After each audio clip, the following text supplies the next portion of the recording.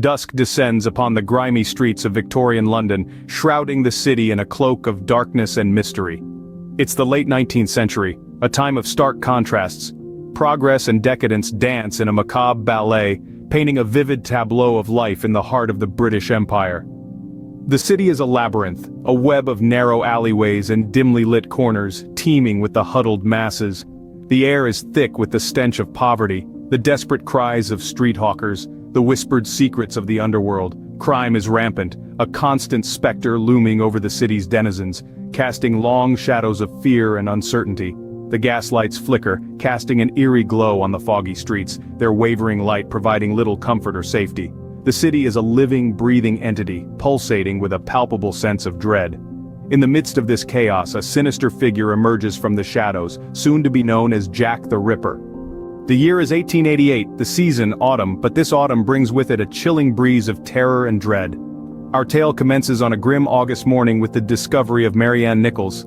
Her body, discovered in Bucks Row, Whitechapel, bore the brutal signs of a monstrous act.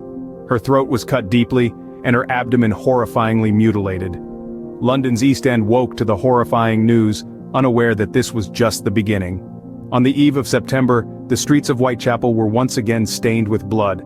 This time, the unfortunate victim was Annie Chapman. Her body was found in the backyard of 29 Hanbury Street, exhibiting wounds eerily similar to those of Marianne Nichols. The severity of the mutilations was escalating and the fear was palpable. A fortnight later, on the 30th of September, the Ripper struck twice. Elizabeth Stride and Catherine Eddowes met the same grisly fate on the same night. Stride, found in Dutfield's yard, had her throat slashed. Eddowes, discovered a few streets away in Mitre Square, was mutilated beyond recognition. The audacity of committing two murders in one night sent shockwaves through the city. Lastly, on a bleak November morning, Mary Jane Kelly was found in her room at 13 Miller's Court. The scene was so horrific that it defied comprehension. Kelly's body was mutilated to an extent far surpassing the previous victims. This final act of savagery marked the end of the Autumn of Terror. In each case, the killer had left behind no substantial evidence, no tangible trace of his identity. Scotland Yard was at a loss. The only clues were the bodies themselves and the chilling brutality of the crimes. The victims, all women of unfortunate circumstance, were caught in the web of a predator who operated with impunity under the cover of darkness. 5 victims, 5 gruesome tales of murder, and the city of London paralyzed with fear. As the city cowers in fear, letters begin to arrive, each one claiming to be from the elusive killer himself. A chilling game of cat and mouse unfolds as correspondence, supposedly from Jack the Ripper himself, floods the offices of the police and the press. Among these letters, 2 stand out: the From Hell letter and the Dear Boss letter. The From Hell letter arrived in a small box containing half a human kidney, a gruesome token that sent shockwaves through the city. The author claimed to have fried and eaten the other half, a macabre boast that only heightened the fear and fascination surrounding the case. The Dear Boss letter, meanwhile, was marked by its chilling tone and brazen audacity. The writer mocked the police's inability to catch him and promised more gruesome murders to come. His signature, "Yours truly, Jack the Ripper." This was the first time the name Jack the Ripper was used, a name that would become synonymous with terror and remain etched in the annals of crime history. These letters, filled with gruesome details and taunting claims, sent the city into a state of panic. Their authenticity, however, has always been a subject of debate.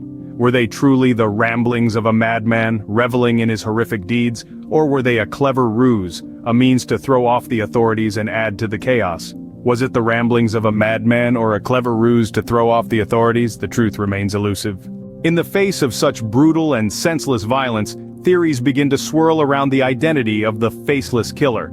The chilling tale of Jack the Ripper has given rise to a multitude of theories, each more intriguing than the last, and a roster of suspects that reads like a who's who of the late Victorian era. One theory that gained traction was the suspicion around Montague John Druitt. A barrister and a teacher, Druitt was said to possess a peculiar fascination with surgery and anatomy. His suicide in the Thames River in December of 1888, shortly after the last murder, only added fuel to the speculative fire. However, his family maintained that Druitt was driven to despair by personal issues and his dismissal from his teaching post, rather than a guilty conscience. Next on our list of suspects is the enigmatic Aaron Kosminski. A Polish immigrant and resident of Whitechapel, Kosminski was a known sufferer of mental illness. with paranoid schizophrenia being a prominent diagnosis. His violent tendencies and proximity to the crime scenes made him a person of interest. Yet, no concrete evidence ever linked him directly to the crimes, and he lived out his days in an asylum, fading into obscurity. Perhaps the most sensational theory revolves around Prince Albert Victor, the Duke of Clarence. Proponents of this theory argue that the prince contracted syphilis during a naval tour, which led to progressive insanity. They suggest he committed the murders during bouts of madness. Yet this theory is largely dismissed due to lack of substantial evidence and the fact that the prince was not in London for at least 2 of the murders. Numerous other theories have been proposed over the years, from the idea of a female killer known as Jill the Ripper, to conspiracies implicating the Freemasons or the royal family. Each theory brings its own compelling arguments and intriguing twists, yet none have been able to conclusively solve the case. In the end, the grim reality is that we may never truly know the identity of the infamous Jack the Ripper. Theories abound, suspects are named and dismissed, and yet the mystery persists, as elusive as the shadowy figure that once stalked the foggy streets of Whitechapel. Yet, despite the countless theories and suspects, the identity of Jack the Ripper remains one of the greatest unsolved mysteries in criminal history. Over a century has passed since the Autumn of Terror, yet the shadow of Jack the Ripper continues to loom large. His name, whispered in hushed and fearful tones, has permeated every corner of popular culture, seeping into our books, our films, our collective psyche. His specter lurks in the pages of countless novels, his chilling legend inspiring writers from Stephen King to Patricia Cornwell. He prowls through the frames of numerous films, his gruesome tale retold time and again, each rendition attempting to shed light on the impenetrable darkness of his deeds. His sinister silhouette haunts the stages of theaters, his story resurrected in musicals and plays that capture audiences' imaginations, stirring within them a morbid fascination. And it's not just the arts that have been captivated by this enigma. He's become a staple of true crime, his unsolved murders a puzzle that continues to baffle and intrigue. Armchair detectives around the globe pore over the scant evidence left behind, each hoping to be the one to finally unmask the elusive Whitechapel murderer. But why this enduring fascination? Perhaps it's the very anonymity of Jack the Ripper that draws us in, the lack of a face to put to the name. Or maybe it's the unresolved nature of his crimes, the nagging questions that remain unanswered. The mystery of Jack the Ripper is a dark enigma wrapped in a conundrum, a chilling tale that continues to both horrify and intrigue.